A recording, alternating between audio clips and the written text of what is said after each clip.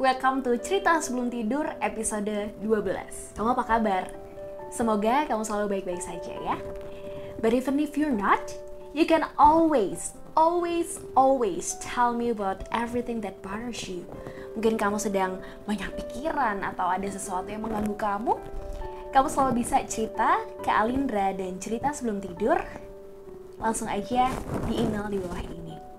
So, I'm here to listen. Dan kali ini Revi udah terhubung dengan seseorang di ujung sana. Kita sapa dulu yuk. Hai kakak. Halo, oke, kita kenalan dulu. Ini dengan kakak siapa? halo Revi, ini aku Sinta. Oke, Aku dari Surabaya. Kak Sinta di Umur aku 27 Surabaya. Umur aku 27 tahun. Oke. Mafa, Niva, zodiak, Hobi juga ya kak ya. hobi, cita-cita, dan moto harus semuanya disebutkan secara lengkap. Banyak kayaknya kak kalau cita-cita. Iya, ntar malah satu episode sendiri ya untuk bahas biodata. Oke deh, Sinta ada apa nih? Apa yang mau diceritain? Boleh dong. Iya, jadi aku mau cerita karena aku nggak tahu lagi mau cerita sama siapa. Jadi mungkin cerita sebelum tidur dari Alindra mau dengerin aku gitu. Of course. Sebenarnya sih nggak tahu ya ini pantas diceritain atau enggak, tapi aku kira kayaknya aku harus cerita daripada aku stres sendiri gitu. Jadi ini mungkin agak-agak vulgar maybe. Oke. Oke, jadi aku itu sebenarnya udah nikah. Jadi aku ibu rumah tangga. Dan pernikahan aku tuh udah berjalan lebih dari setahun sih. Oke. Dari 4 Mei 2019 lalu gitu. Jadi aku menikah untuk sama suamiku sekarang ini itu karena dijodohin sama orang tua aku. Jadi sebenarnya papa mertua aku tuh sahabatnya papi mamiku. Jadi kebetulan papa mertua aku tuh punya bisnis gede banget. Terus anaknya sekarang tuh ikut jadi pimpinan di salah satu bisnis mertua aku itu. Yang sekarang udah menjadi suaminya Kak Sinta. Sudah. Okay. Jadi suamiku tuh emang gila kerja banget gitu. Dan support mertua aku banget. Jadi suamiku tuh kayak emang udah workaholic gitu loh. Akhirnya karena orang tua kami dekat, akhirnya kita dijodohin gitu. Oke. Akhirnya setelah 1 tahun berjalan pernikahannya? Karena kan memang ini sih kan kita dijodohin tuh. Aku juga sebenarnya nggak terlalu fokus pacaran sih, karena aku nyelesain S2 aku juga. Ya paling kalau sama orang lain tuh kayak deket-deket gitu aja. Nah, background keluarga suamiku kan emang cukup berada di Surabaya gitu. Terus semua orang juga tahu aku kayak diperlakukan sangat spesial, maksudnya kayak jadi ratu gitu lah, karena kehidupan suamiku cukup mumpuni kayak gitu. Nah, yang orang-orang nggak tahu mungkin di balik pernikahan yang kelihatannya sempurna dalam tanda kutip, dari awal aku nikah sampai sekarang aku tuh nggak pernah ngerasain kepuasan secara batin sih. Oke. Gitu.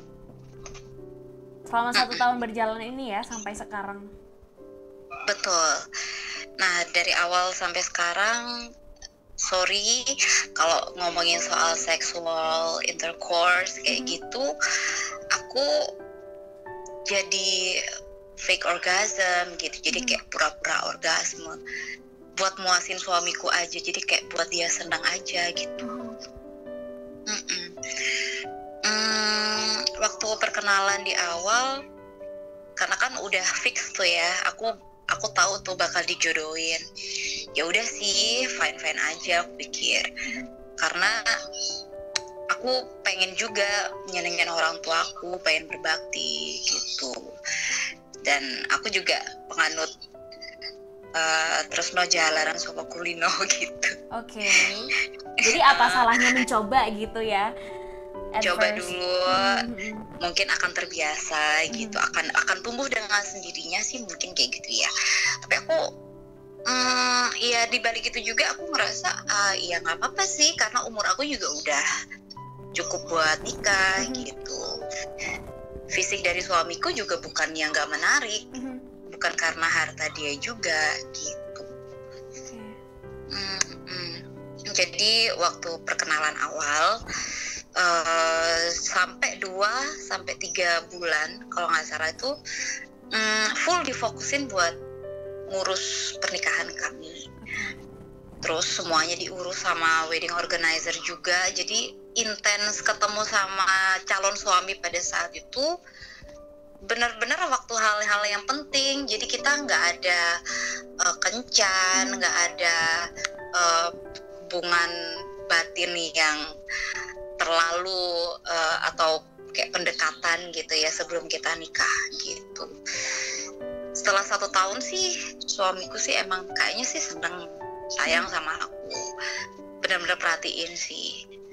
Ya cukup lah segala sesuatunya gitu. Tapi aku tuh nggak bisa nemuin alasan buat bisa sayang sama dia gitu. Mau di luar maupun seksual juga, di atas ranjang juga gitu. Kayaknya aku ngerasa bersalah aja sih, aku nggak nemuin sama sekali gairah kayak affection gitu waktu ngelakuin sexual intercourse gitu. Kayaknya sih ya sebenarnya dia nggak ngerasa aneh-aneh kayak film 50 Shades of Grey atau gimana gitu. Nggak pengen yang aneh-aneh gitu, sebenarnya sih normal-normal aja, nggak berlebihan juga. Tapi sebenarnya sih aku kayak cari-cari cara gitu Kak Ref, apa yang salah sama aku gitu. Tapi kayaknya selama 1 tahun ini tuh aku berusaha untuk cari-cari, just simply because I don't love him gitu. I just can't gitu, nggak bisa aja. Oke. Apakah itu udah dikomunikasikan sama suami? Aku nggak tega sih Kak, nggak bisa. Karena aku just simply nggak bisa sayang dia sebagai suami gitu. Tapi aku ngerti sih kalau dia tuh sebenarnya tuh udah banyak pikiran dia, udah banyak hal yang dia pikirin tentang kerjaan gitu. Sebenarnya sih dia udah cukup jadi husband figure, sosok suami, tanggung jawab juga. Emang jelas-jelas sih sumber masalahnya tuh sebenarnya di aku aja gitu, kayak aku nggak bisa aja menumbuhkan rasa cinta aku sama dia gitu. Aku nggak mau nambahin beban dia sih sebenarnya. Okay, but you two are in this relationship. I mean, apa yang dirasakan Kak Sinta itu sebenarnya juga salah satu bentuk tanggung jawab dari si suami gitu. Maksudnya bentuk tanggung jawab bukan dia bertanggung jawab atas rasa yang seharusnya dirasakan oleh Kak Sinta, tapi ketika sudah di dalam relationship tuh rasa untuk satu sama lain itu adalah tanggung jawab satu sama lain gitu. I mean, it's the two of you, the two already become one gitu. Jadi seharusnya kayaknya Kak Sinta ngomong aja deh. I mean kan mumpung masih 1 tahun gitu, terus juga masih ada kesempatan banyak sekali kan, nggak ada yang tahu gimana ke depannya, gimana harus dikomunikasikan gitu apa yang Kak Sinta rasakan, kemudian satisfaction yang selama ini mungkin belum bisa Kak Sinta rasakan juga, tapi itu semua Kak Sinta lupakan for the sake of kamu nggak tega sama suami kamu gitu. But indeed I agree about the confirmation and then the decision about our feelings gitu. So because our decision kan masing-masing. Yeah. I know, I truly know gitu. Tapi dulu emang nggak nyangka sih kayak what's the worst thing that could probably happen kan kalau dijodohin. But still aku kayak nggak bisa keluar gitu ketika lihat wajah dia waktu dia ngobrol sama aku. It's like in the first place aku kayak setuju kan buat dijodohin. It's my decision juga, it's my responsibility juga. Yes. Dan aku tuh nggak bisa ceritain ini. Bahkan aku nggak tega untuk tahu kalau relationship ini bakal berakhir kalau aku ngomong ini gitu. Because I know kalau aku bakal cerita ini, some things will change gitu. Okay.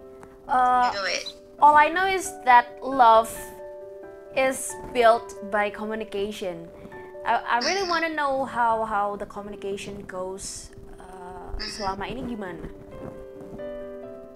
Actually, kita benar-benar open sih. I mean, kita benar-benar dalam kesadaran penuh gitu kalau in this relationship nggak bisa tanpa komunikasi. But aku menyadari sih dia sangat gila kerja gitu. I mean dalam pikirannya udah penuh gitu Karef. Dan dia, aku nggak bisa kayak kasih ruang lagi untuk pikirannya dia about my feelings, about apa yang aku rasain sekarang gitu. Kayak it's not fair for him gitu. And it's also not fair for you. I knew it. It's just, I don't know, kayak nggak bisa. I just can't. But it's torturing me juga sih, kayak ini bikin aku tersiksa juga sebenarnya. Well, what can I do? Aku nggak bisa cerita ke sahabat-sahabat aku karena sahabat aku juga udah tahu dia dan mereka punya pandangan tersendiri, bahkan mereka ngelihat pernikahan kita tuh jadi role juga buat mereka gitu. Aku nggak tahu lagi Kak Ref. You know what you should do, tapi Kak Sinta nih nggak melakukan apa-apa untuk merubah keadaan. Ya nggak sih?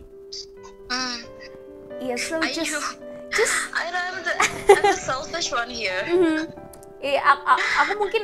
Aku mungkin bisa mengerti bagaimana frustasinya Kak Sinta ketika you know what to do but you just can't. Just can't. So I mean just do it gitu. Karena you know that it's unfair for him, it's also unfair for you. Ya nggak ada yang bisa mengubah keadaan selain diri kamu sendiri gitu kan. So just make it happen, just communicate, just tell him. Dan ya udah gitu, maksudnya kamu nggak perlu mikirin gimana nantinya dia dengan kerjaan yang udah menumpuk. But this is also important. Your relationship, your marriage is also important. Jadi let's say tempatkan your relationship ini dalam sebuah tempat yang memang dalam krisis nih gitu. Jadi memang ini yang harus kita selesaikan dulu. What I think is kayak it's just 1 year kan, masih 1 year old gitu our marriage. So maybe if I took like some few years, like a few years ahead gitu. Maybe aku punya positivity kalau I don't think so, karena masalah ini kamu rasakannya sekarang. Semakin lama kamu mengulur-ngulur waktu untuk mengkomunikasikan masalah ini, semakin lama juga kamu akan berada di posisi yang frustasi, nggak ngerti harus ngapain, padahal kamu udah nggak nyaman, gitu. Well, ya sedikit banyak sih emang ngaruhin mental aku banget sih Kak. Ya lah pasti. Dan lagi it's a problem gitu. Ketika masalah itu tidak segera diselesaikan, bakalan kemana-mana. Itu tuh udah kayak virus. kalau nggak segera disembuhin itu bakal nular kemana-mana. So just cut it down. I mean the virus ya, the virus, not the body gitu. Jadi ketika ada virus, just kill it gitu. Masalahnya nih harus dibunuh sekarang juga. Maksudnya oke, gimana pun kalau misalnya Kak Sinta sekarang memposisikan bahwa you understand the whole situation firmly gitu, tetap harus bener-bener kamu harus memposisikan bahwa your marriage ini adalah sesuatu apa tuh namanya, prioritas gitu. Ini adalah suatu prioritasmu saat ini yang kalau nggak segera diselesaikan ini nanti bakalan merembet kemana-mana. Belum nanti kalau misalnya merembet ke orang tua, ke bener-bener ke kerjaannya dia, ke sosial, ke mana-mana. Jadi daripada semakin nggak ke handle gitu kan, mending sekarang aja deh. Well, we'll try. I mean, I will take my time untuk aku pasti butuh waktu banget untuk siapin mental aku sih Kak, karena aku kayak benar-benar nggak akan pernah siap sama hal ini, but I know what you mean gitu. Aku harus tahu resikonya dan inilah yang harus aku ambil sih. Memang I don't want to live with myself anymore gitu, because it's so tiring. Of course. Ya sih, mungkin sekarang kalau bisa, Kak Sinta bisa lebih reflecting lagi apa yang sudah dilalui selama 1 tahun. Apa iya sih bener-bener 1 tahun tuh nggak ada sesuatu yang bisa bikin Kak Sinta mungkin sedikit terketuk hatinya, ternyata suami aku tuh gini gitu. Yes. Yeah, I think I can try to communicate with him. Ya, harus dong. Harus dong. Right. It's okay to take time, it's okay to take a break. Boleh kamu menikmati waktu kamu sendiri untuk berpikir, untuk mungkin reflecting lagi apa yang sudah terjadi selama 1 tahun pernikahan ke belakang. Tetap sih akhir-akhirnya harus communicate sekarang. Jangan berlarut-larut, please, I beg you, jangan berlarut-larut, please. Alright. Okay. Well, first of all, I want to say thank you so much for listening my story, for at least ada. But I want to say thank you for Alindra Entertainment dan juga cerita sebelum tidur sih. Thank karena you aku nggak juga. tahu lagi mau cerita sama siapa lagi gitu. Thank you juga udah cerita. Yes, thank you so much Kak Revi. Semoga ini ya segera diberikan keberanian untuk take action. I know, and I will update you if anything happened. Of course, later. thank you so much. Kalau misalnya Kak Sinta mau update kita akan juga kabarin ke teman-teman viewer Alindra gimana nanti kelanjutannya dari Kak Sinta.